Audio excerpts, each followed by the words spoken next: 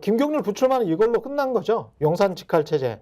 예, 뭐 다른 사람이 뭐 지금 이제 뭔가, 우리가 일면에서 이렇게 예. 전체적인 흐름을 보여드렸잖아요. 예. 그러니까 일면 흐름과 관련되어 있는 구체적인 사안들에 대해서 하나하나 좀 그렇죠. 짚어봤으면 좋겠는데요. 예. 그게 이제 김경률 비대위원장 불출마 선언인데요. 예, 다른 사람들이 뭐 비대위원이죠. 아, 비대위원. 자, 이게 지금 잘못됐다, 뭐 이게 왜 이러냐, 뭐 이런 말은 없습니까 혹시 신문에서?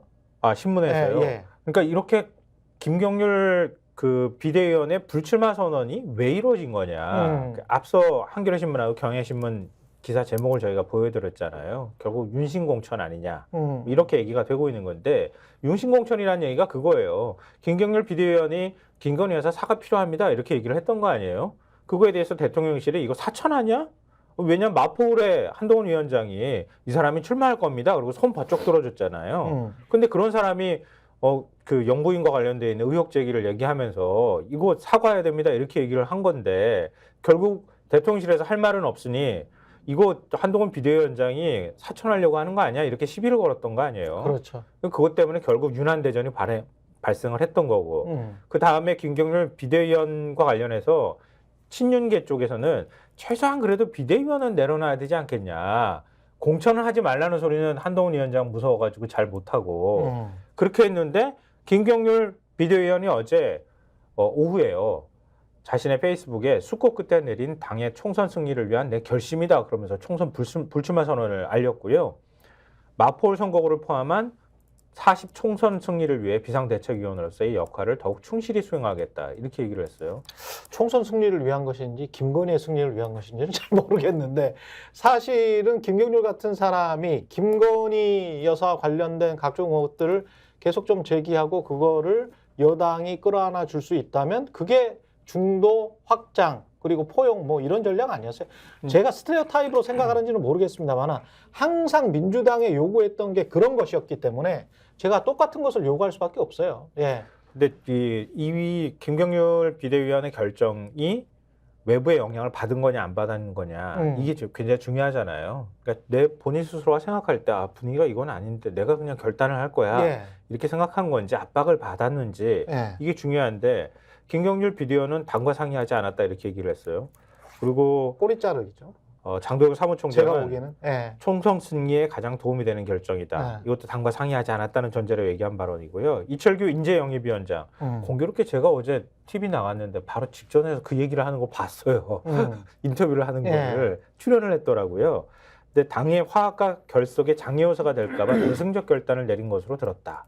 그러니까 어떤 관여도 하지 않았다. 이렇게 얘기를 했는데 언론에서 과연 그렇게만 생각하지는 않는 거겠죠. 지금 이제 예를 들면은 경향신문 같은 경우가 사설에서도 이제 그렇게 썼습니다. 제목이 예. 이제 김건희 공격한 김경률의 불출마 윤신공천 예고편인가 이렇게 써서 그러니까 결국은 요런 시각으로 보는 거죠. 요 경우에는 한동훈 비대위원장이 어쨌든 공천 문제를 둘러싸고 뒤에 좀 공천 얘기를 할지 모르겠습니다만은 소위 말하는 그 대통령실에 선이 다 있는 지금 이 참모 출신이라든가 또 검사 출신들이 지금 편한 자리에다가 다 공천 신청해 놓은 그런 상황이잖아요. 그래서 이분들에 대한 공천을 할 거냐 말 거냐를 두고 한동훈 비대위원장하고 대통령실하고 모종의 갈등은 불가피할 것 같은데 벌써 이제 김경률 비대위원이 불출마 선언을 하는 거 보니까 이 공천을 둘러싼 어떤 그런 힘겨루기에서는 한동훈 비대위원장이 밀리는구나. 그럼 앞으로 어떻게 되겠어? 이렇게 이제 보는 시각이 하나가 있는 거거든요.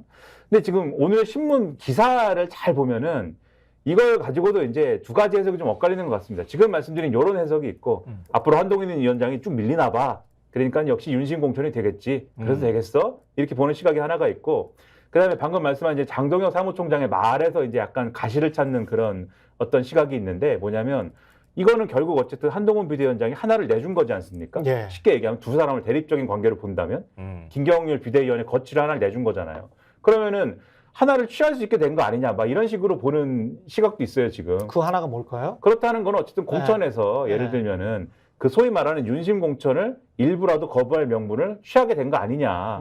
이게 약간 제가 볼 때는 희망적 사고인데 아무튼 뭐 이렇게 보는 신문 기사들도 있습니다. 그래서 양쪽 시각을 다 설명하는 신문도 있고 예를 들면 한국일보 같은 경우에는 양쪽 시각을 지금 다 설명하고 있거든요. 예. 보수 언론들은 한동훈 비대위원장이 공천에 있어서 주도권을 행사할 수 있는 명분을 갖게 된 것이다라고 지금 설명을 하고 있고 과연 양쪽에 어느 쪽이 될 것이냐를 이런 경우에는 저 같으면 이제 지켜볼 필요가 있다 이렇게 얘기를 하는데 과연 근데 주도권을 행사할 수 있을까는 전 상당히 의문으로 보는 게 지금 현역 의원들의 컷오프나 이런 것들에 대해서 좀 해야 이 예를 들면은 윤심 공천이 가능한 거잖아요. 그렇죠. 네. 컷오프에 지금 관여하는 채점 매기는 사람이 지난주에 뭐라고 그랬습니까? 한동훈 비서장이 들어가지 않습니까? 근데 채점 매길 때 현역 의원들 너무 잘하고 있습니다. 뭐 이렇게 채점할 거냐?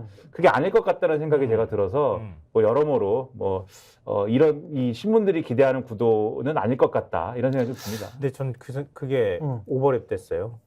윤석열 대통령이 김기현 대표한테 당대표는 하고 네. 울산에서 출마하지 마 이렇게 얘기했다는 거 아니에요? 저도 그 생각됐는데. 네. 네. 근데 정반대로 하려고 그러니까 너 그만둬 이렇게 네. 했다는 거 아니에요? 네. 그러니까 너 그만둬 얘기를 하니까 그럼 당대표 그만두고 저 총선 출마할래요? 이렇게 가서 그렇죠. 지금 보수 진영에서 이 공천도 주지 마라 이런 얘기를 지금 하고 있는 상황이잖아요. 김경률 비대위원도 사실 비대위원장 내려놓고 비대위원 내려놓고 비대위원 내려놓고 진짜 장이라 그러지 자꾸 장을 좋아하시나 봐요. 고추장 좋아해. 평론위원장으로 하시죠. 앞으로 위원장 하는 거. 김성환 평론위원장. 김성환 평론위원장 네. 계속 말씀하시죠. 그거 괜찮은데. 네. 평론위원장. 저 하나 달아줘요. 예. 하여튼 그 비대위원은 계속 하겠다고 하는 거잖아요. 그러니까 근데 윤심 쪽에서 그러니까 윤핵관 쪽에서는 비대위원 내려놓고 총선 출마해 이렇게 얘기를 했다는 거 아니에요. 근데 뭔가 하여튼 김건희 여사와 관련해서 앞으로 언급하면 총선 다 없을 줄 알아. 네. 누가 경로했을지도 몰라 제가 볼 때는. 그러니까 어떤 방식으로든 대통령실의 요로를 통해서 이건 정리하고 갑시다라고 얘기했을 가능성이 저는 굉장히 높다고 봐요. 그리고 대부분의 국민들도 그렇게 이해할 거예요. 김건희 여사 언급하면 불이익 보는구나 이렇게 이해를 하지. 한동훈 비대위원장이 김경률 비대위원이 한 수 접어줌으로써 뭔가 명분을 취득하게 됐어. 이렇게 이해를 할까? 저는 아니라고 봅니다. 근데 신문들에서 나온 것도 중요하지만 나오지 않은 것도 중요한데 이런 이야기를 하면서 뭐 한동훈과 윤석열의 어떤 권력 싸움이랄지 공천 싸움이랄지 이렇게 보는 거는 굉장히 좀 표피적인 거고 사실 그 안에는 김건희가 있고 국민들이 원하는 거는 김건희 여사와 관련된 각종 추문 그것이 진실이냐 아니냐 그건 여부거든요. 근데 그 진실에 관한 이야기까지 쑥 들어가야 돼.